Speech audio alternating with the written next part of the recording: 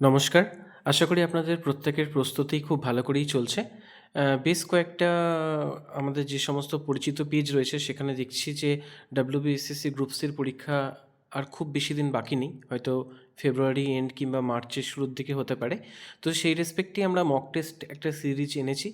শুধুমাত্র WBSSC group C নয়, সামনে ক্লার্কশিপ মিসলেনিয়াসেরও বা যে সমস্ত পরীক্ষাগুলোতে ইংলিশ থাকে তারও নোটিফিকেশান হয়তো আসবে।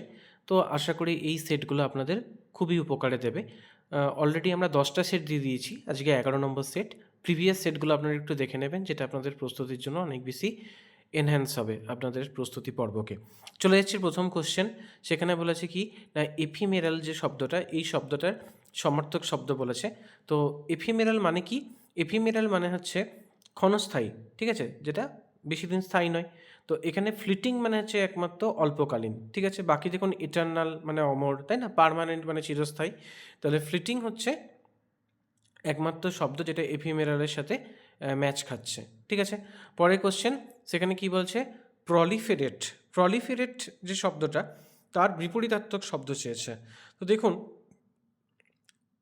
প্রলিফেরেট মানে হচ্ছে দ্রুত বৃদ্ধি পাওয়া, ঠিক আছে। আর ডিক্রিজ মানে এখানে কমা হবে। বাকি যে শব্দগুলো আছে দেখুন, এখানে গ্রো, মাল্টিপ্লাই, এক্সপ্যান্ড, এগুলো প্রত্যেকটাই কিন্তু বেড়ে চলা। তাহলে বিপরীতার্থ শব্দ কোনটা হবে? ডিক্রিজ। পরে কোশ্চেন কি বলছে, এখানে এরার বার করতে বলেছে, neither the student not the teacher were present, তাই তো।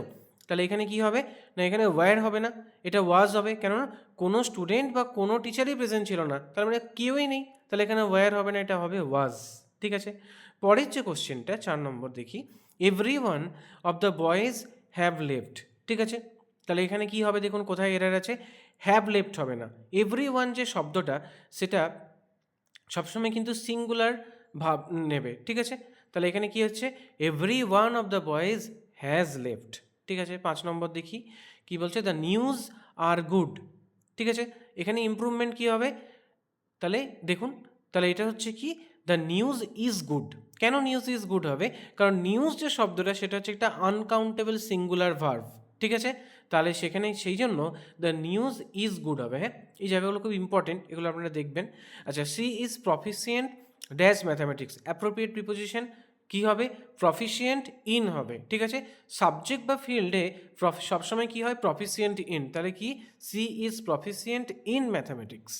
আচ্ছা, এরপরে কোশ্চেন আমরা দেখি, the manager dash the proposal, ঠিক আছে। তাহলে এই যে প্রপোজাল, মানে সেটাকে কি হবে না, ম্যানেজার কি করলো প্রপোজালটাকে, দেখুন। তাহলে প্রত্যেকটা যেটা এগুলো ফ্রেজাল ভার্ব, তাহলে প্রত্যেকটা ফ্রেজাল ভার্বে আমরা মানে দেখব।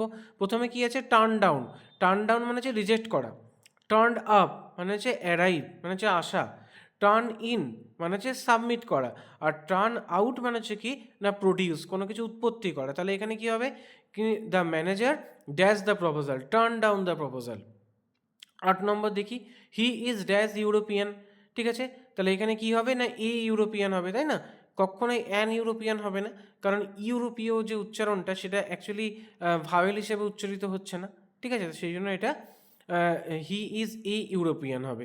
আচ্ছা, 9 নম্বর গ্রুপ অফ লায়ন। এই গ্রুপ অফ থেকে অনেকগুলো কোশ্চেন আসে, সেই জন্য আমি বারবার এই অপশনটা দিই যে গ্রুপ অফ লায়নকে কী বলে। দেখুন, প্রত্যেকটা শব্দেরই অর্থ একবার আমরা দেখে নিই। গ্রুপ অফ লায়নকে বলা হয় প্রাইড, ঠিক আছে। লায়নের দল হচ্ছে প্রাইড।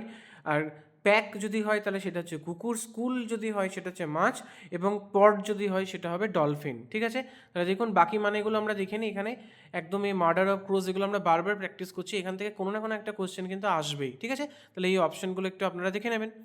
আচ্ছা, পরের যে কোশ্চেনটা, by next year she dash year for a decade, ঠিক আছে। তাহলে এখানে কি হবে 10 নম্বরটা, না উইল হ্যাভ লিভ, ঠিক আছে।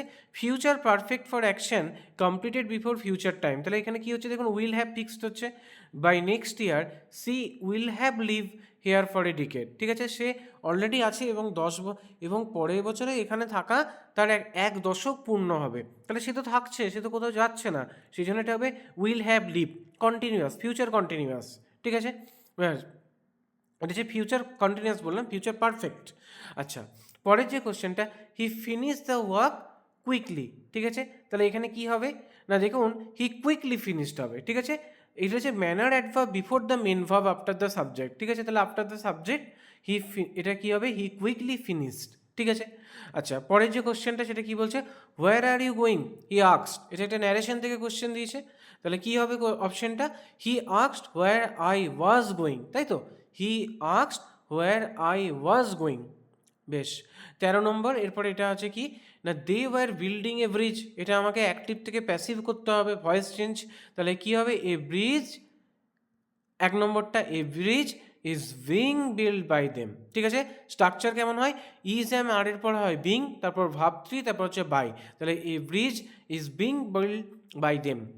আচ্ছা, পরের কোশ্চেন কারেক্ট ফর্মে বলেছে the boy denied to have gone there. ঠিক আছে, তাহলে এখানে কি হবে, ডিনাইড টু হ্যাভ যেটা আছে সেখানে কি হবে দেখুন, ডিনাইড হ্যাভিং গন। ঠিক আছে, ডিনাইয়ের পরে সবসময় জেরান্ড ফর্মটা আসছে, তাহলে the boy denied having gone there. ঠিক আছে, 15 number question, who studies bird, bird নিয়ে যারা পড়াশোনা করে তাদেরকে কি বলে, তাহলে আমরা আগে প্রথমে সব কটা মানে দেখে নিই। আচ্ছা, বার্ড যেটা করে সেটা হচ্ছে কি অর্নিথোলজিস্ট। ঠিক আছে, অর্নিথোলজিস্ট হচ্ছে কি স্পেশালিস্ট ইন দ্য বার্ড। সেরকম করে কার্টোগ্রাফার হচ্ছে কি যারা ম্যাপ নিয়ে গবেষণা করে, মানচিত্র নিয়ে। মেটেরোলজিস্ট কাদেরকে বলে, যারা ওয়েদার নিয়ে গবেষণা করেন।